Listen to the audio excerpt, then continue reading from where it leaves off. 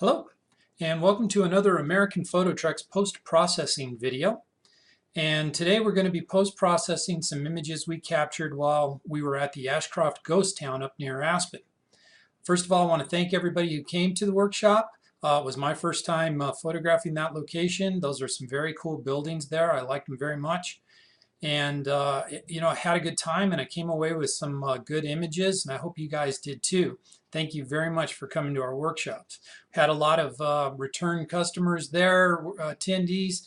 Thank you very, very much for your continued support of our workshops, and had some new people there too, and hope you guys enjoyed it. We hope you like the workshop.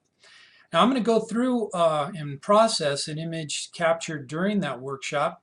I'm going to try not to go through it too fast, but full disclosure, this is the third time I've done this video.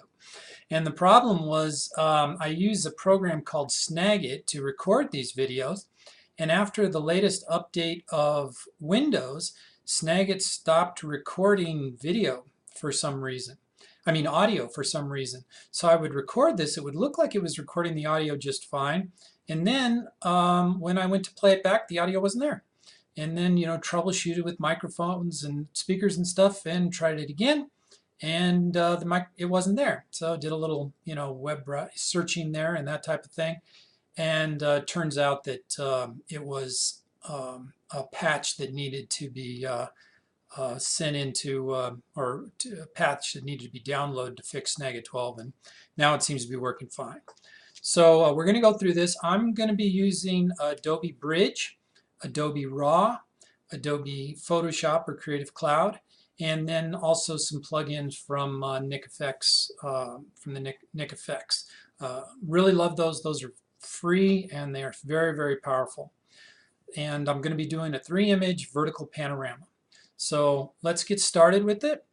And I'm going to choose these, let's see, 3 images that were done near the end of the workshop. One, and I'm just going to, oh, by the way, as you follow along with me, you're going to see that as I do any kind of keystroke, what exactly I'm doing appears right here. So you can follow along with me, pause, and see exactly what keystrokes I'm doing. I'll verbally be telling you too, but it's nice to see it there so as well. So Control, and I select these 3 images. This image was the next one in order, but it has some leaves and some pictures because I was standing in a bush. So then I saw those, took it again, and so these are the 3 I got. So I hit Control to highlight all 3 of them, and then double click to open them in first. Because these are RAW images, they get opened in Adobe RAW. Very, very powerful Adobe RAW. I like it real well. So there are my 3 images in Adobe RAW. 1, and they take a second to load. 2, 3. And the first thing I'm going to do is I'm going to hit Control and highlight all 3 of them. And what's going to do there is it's going to, now everything I do to one image, every adjustment I make will be made to the same to all 3 images. Now I'm not going to do a lot of adjustments right now because the first thing I want to do is create my panorama. But normally in daylight situations I really like this right here, merge to panorama. But I don't like it in these situations with the wide angle lens and the Milky Way, and I'll explain why. So first, you've got all 3 images selected in Photoshop. The first thing you want to do is adjust your white balance.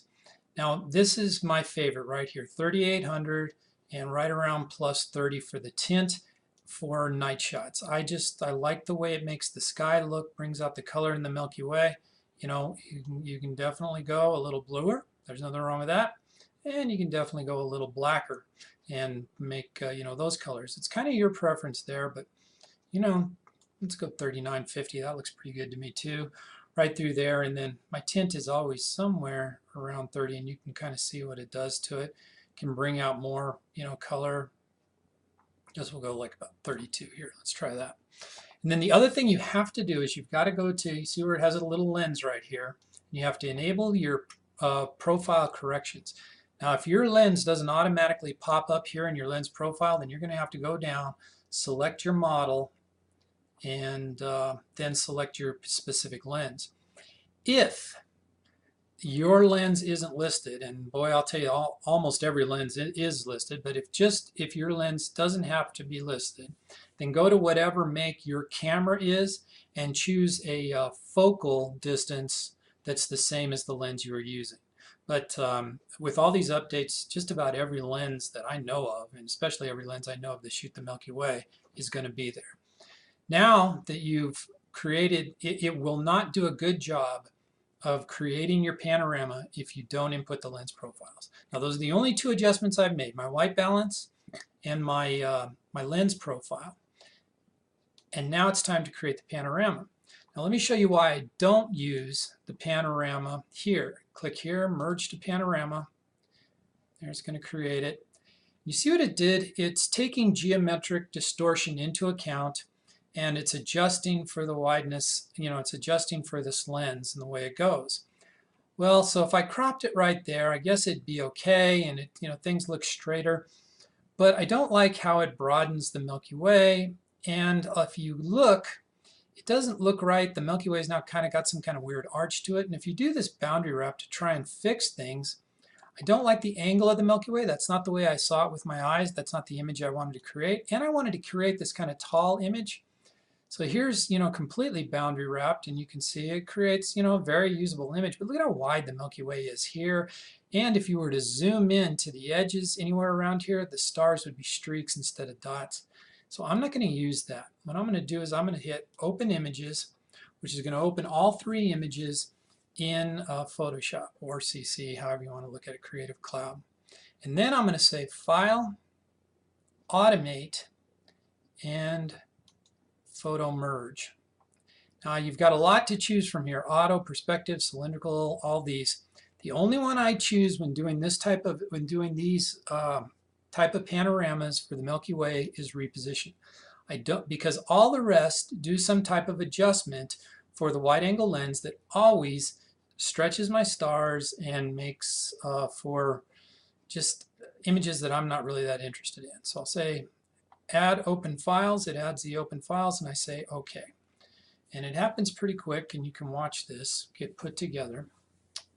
And it takes a second to put, and there it is. That's the image I had in my head, with the Milky Way arching just a little bit over the saloon. Yeah, it's got a little bit of wide angle distortion with the saloon there. But you know what? I don't care. I think it looks cool, and I like it. So that's what I'm going to do. So now I'll say Layer, Flatten, and I'm going to go ahead and I'll just use freehand for my crop. So I kind of like putting that right on the Milky Way there, kind of use the rule of thirds. I've gone back and forth with this path. Sometimes I really like the path. Sometimes I think, how many things can I have in this picture? To me, if you think this looks too distorted, let me show you a quick little thing. I'm going to get out of the crop here before we do it. I'm going to go to Filter and Adaptive Wide Angle. All right, and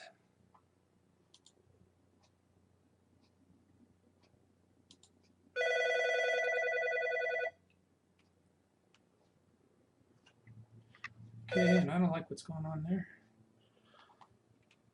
And what I'll do is I'll bring my focal length back here a little bit, or sorry, back,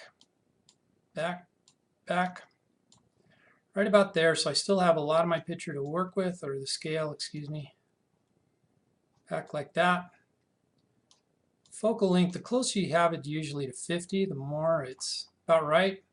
Then you can take one of these, this line thing here, and put it on something that should be a straight up and down line. For example, this right here. All right, that should be pretty close to a straight up and down line. So you put that there and you lock it in place. Now here you're probably saying, I think the angle on this saloon is a little off. So you can put a line there, and then it'll hold this line a little, and you can adjust it a little.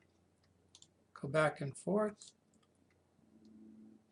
It's closer to 90. Oops.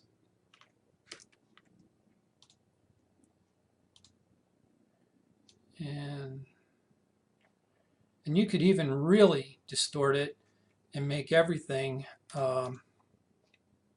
you know, as perpendicular as possible. People who do a lot of what do you call structures, you know, architecture shooting, they use the heck out of this. To me, I don't think it's necessary. I mean, but you can see how it's starting to straighten things out and give it different angles. If that's something you want to do, it's pretty easy to use. For me, I like kind of the way it looks like that. And if you recall, it actually looked a lot like this in real life. All right, so we're going to bring this over here to right about there. Bring that over here to right about there. And I think this thing's a distraction, so I'm going to bring it up here. And I like that. I like that a lot. So that's gonna be my picture that I'm gonna work with right there. And I lied. I'm gonna bring it in a little bit more. All right, so now, see this stump? I know it's an element, but I'm not feeling it, you know what I mean? We'll come back to that in a second. So now one of the great things about a recent update, or fairly recent update to Creative Cloud and Photoshop, was that now you can go back into Adobe Camera RAW once you've opened your image in Photoshop, which you weren't able to do before without doing some kind of saving it and opening it again and all this kind of stuff. But now you can, and that's where this is really powerful for me. So I can go Filter and back to Camera RAW Filter. All right, so now I can start processing this just like it was a raw image all over again. And I'll start off with just hitting Auto. You can really see this A7S does a good job, doesn't it? With high ISO, this is ISO 4000, and it looks pretty darn good to me. So there we are, right about there. That looks good to me.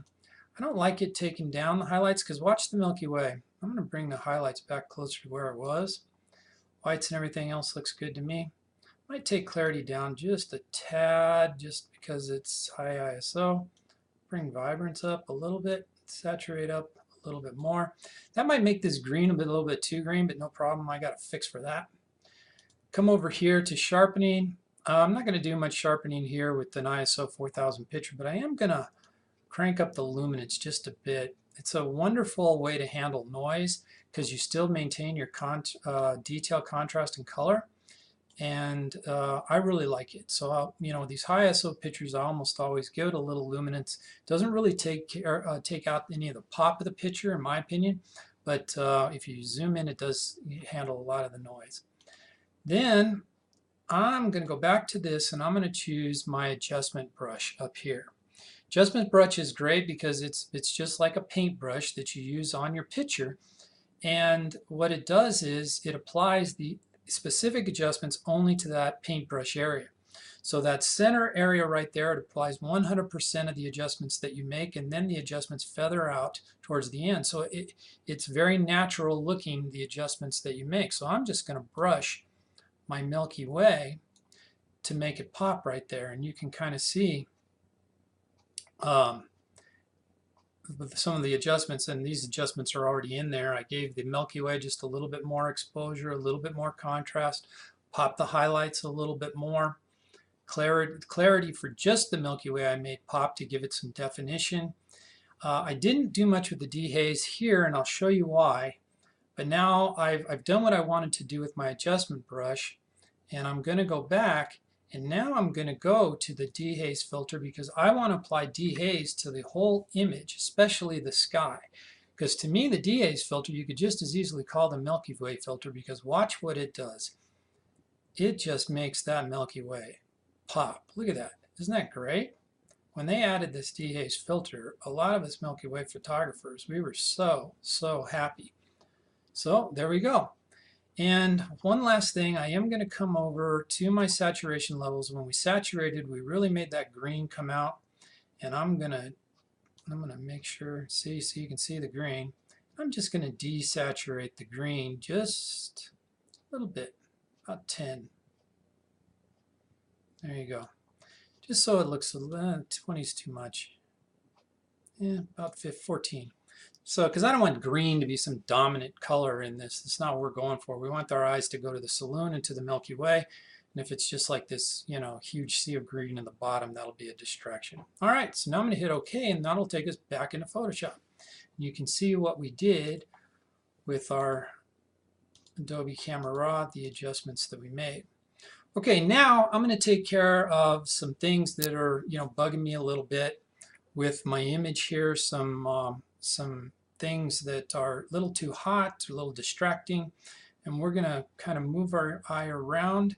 First thing I'm going to see is this stump. Yeah, it's an element. It was there, but I don't want. Again, it's something that takes your eye away from what I want to be concentrating on, which is the Milky Way. So I'm going to take care of this. Let's first try I'm going to use my selection tool right here, and I'm just going to select the stump.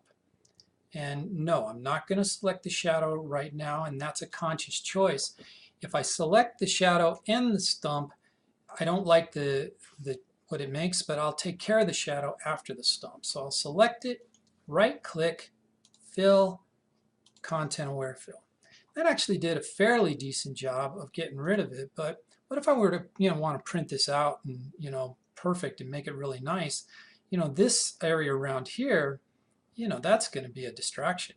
That's going to look like something went wrong with the picture.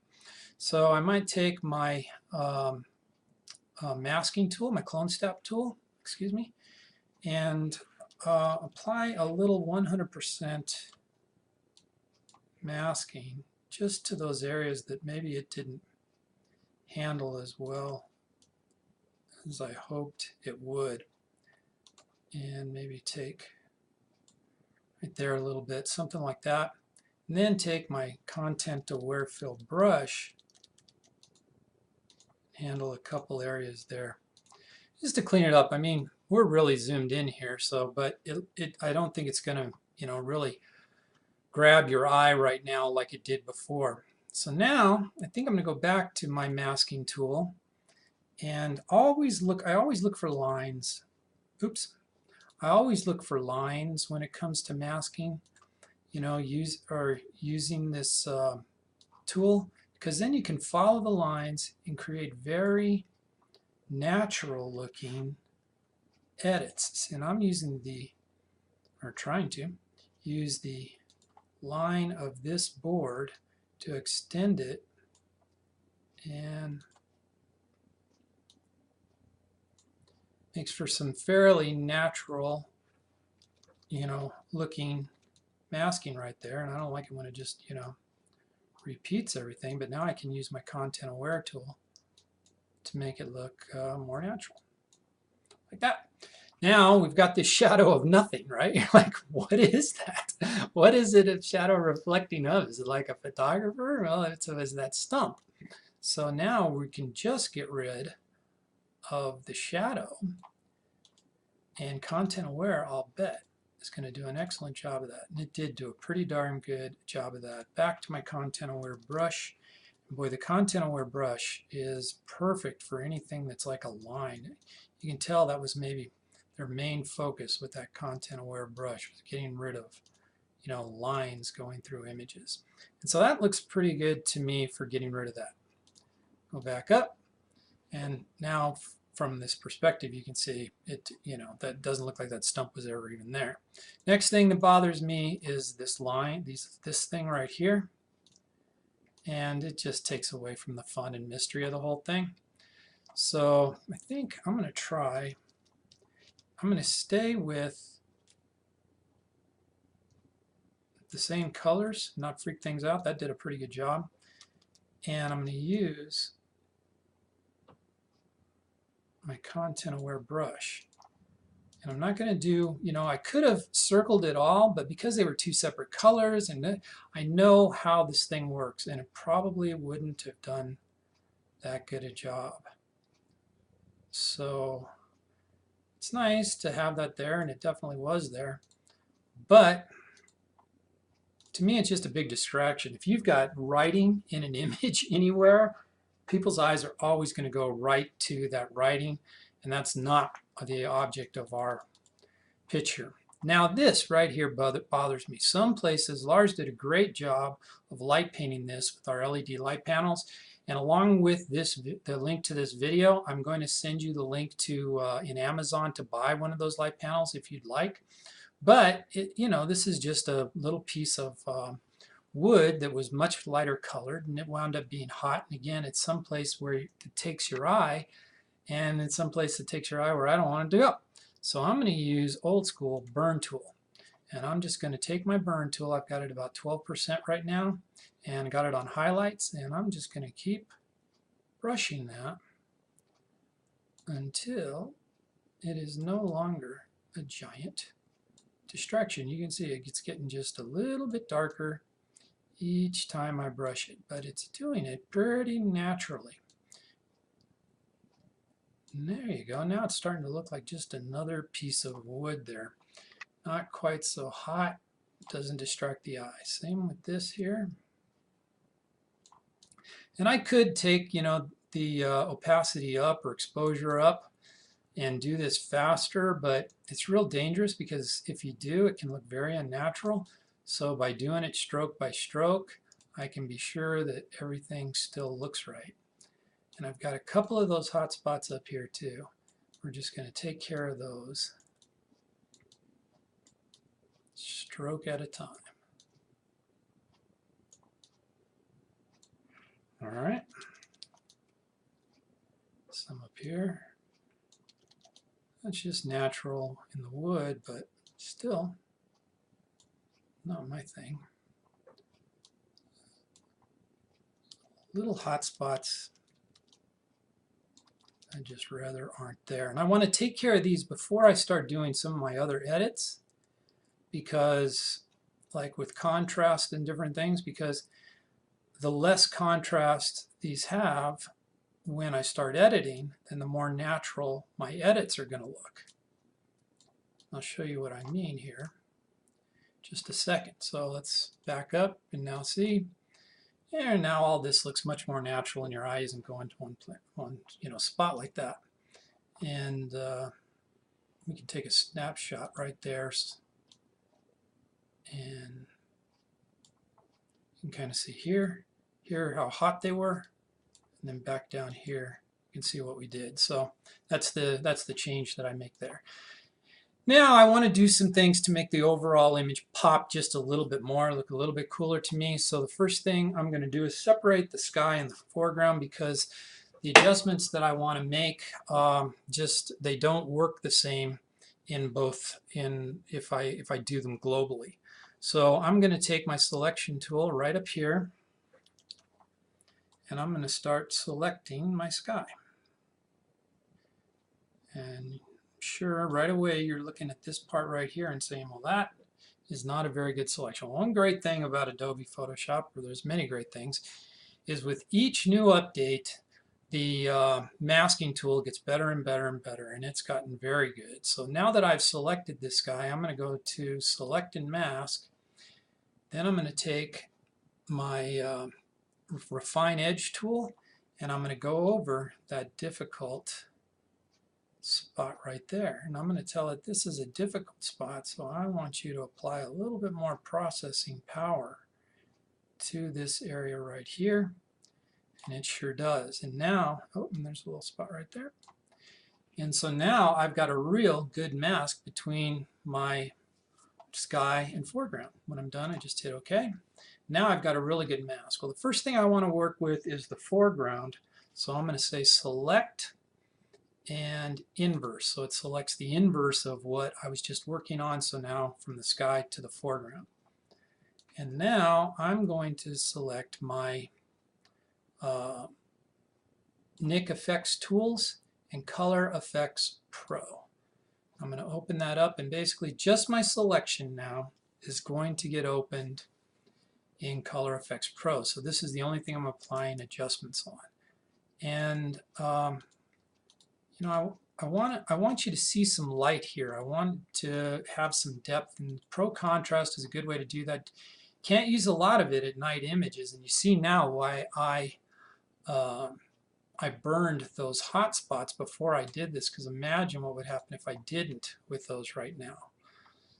And then I'm going to say Add Filter, and I'm going to go to my Tonal Contrast. And boy, that really brings things out. You're like, but Dave, that's too crispy. It doesn't look natural, and it's like maybe over processed. And you know what? I agree with you. I absolutely do. The beautiful thing about doing this in layers and doing it in Photoshop is that I can choose how much of this effect I want to use. So these are the two things I want to use right here. So I'm going to say OK. That's going to take us back into Photoshop. And what we've done is we've created a layer with those adjustments. And what I always do is I just take my opacity of that layer down to 0, which is no adjustments at all. And then I just start moving it up until I get the effect I'm looking for without, over processing. So here I've got, I wanted all that where this, the grass had some depth and the barn had some depth and all of that type of stuff, but I really don't want it over processed. So there I am right there, and I don't have to, take it all the way up to 100% where it looks, crispy and unnatural. But right down here around probably 50-some%, to me, that looks pretty good. Maybe even too much at 50, right down to about 53. So that, now I've got my pop, but I don't have that unnatural look. All right, so layer, flatten. You don't really have to, even you can create a whole bunch of layers over here and stuff like that. I just, neat freak, so I'll always flatten my layers. And now I'll go select again, inverse, and I'll just select the sky. And now I'm going to do the same thing with my Nik Efex tools, and I'm going to say, hey, now let's work on the sky. Color Efex Pro. It's going to open just the selected section in Color Efex Pro. And I am going to, again, I want my Milky Way to pop, so there's my Pro contrast, but again, not too much. Again, I'm going to look at tonal contrast. Boom. Now things have all gotten really crispy. Definitely don't want that much. But I do like making everything pop a little bit more. So I'm going to do that. And then I'm just going to take a quick look at the skylight filter, because that adds some color to all of this and makes everything a little bit more celestial in a way. Again, this is way too much, but the beauty is I'm in a layer and I can just apply as much of this as I want to apply. And here you can kind of see it. And some people would actually be good with that. But to me, it's just, it looks a little too different than the foreground. It does make it pop though. And one thing here is where you're going to say, you might be following along with me and doing this, and let's say you've got a crop sensor camera that, you're only shooting about ISO 3200 or something like that. Right now, that sky, if you're following along with me, and your camera could look horrible. This is a lot to do with that A7S and how well it handles lower. But don't worry about it. You just we're on the same page, because we just take this opacity down to 0, and now you just move it up to where it looks cool for you, right? And that might be a lot less than it does for me, but I like that right there. Now I've still got my pop, but things, and I mean you can really see the Milky Way in all those colors, but to me it still looks natural. So again, layer, flatten, and now I don't need the selection anymore. Anything else I do to it, I'm going to leave it right there. So I'll say select, deselect. And we did similar things on both the foreground and the sky, because we want the picture to look homogeneous, but just different percentages both places. And it looks pretty good to me. I like this. It's pretty good. And that's definitely what I was seeing out there. Now something I do that's just fun, that is kind of almost a signature for me, is I'll find one really bright star in the sky. I will take my brush tool. Oh, and look, I've already selected it. And there is a brush in CC. It's kind of a little star spike. And I will take a white color, but not too white. Sometimes I'll pick a color within my sky. Then I'll make that super bright star just twinkle a little bit. Yeah, just fun. Just adds that. I might make it just one stop bigger. There you go. I got a little twinkling star up there, and it just, it to me, now your eye moves through, you've got one little twinkle in there, and it's kind of fun, gives it a little bit of a, story shot image kind of there, and that's essentially my image. I like that real well, and I hope you've seen some things here that will help you, and you can use. You don't have to do everything that I do for sure, but hopefully you've seen a few things that you can kind of pick and choose and use for yourself. So thank you very much for tuning in. This one was kind of long, but I think it was worth it to show you what I've done. And again, thank you very much for coming to our workshops, and hope to see you at another one in the very near future.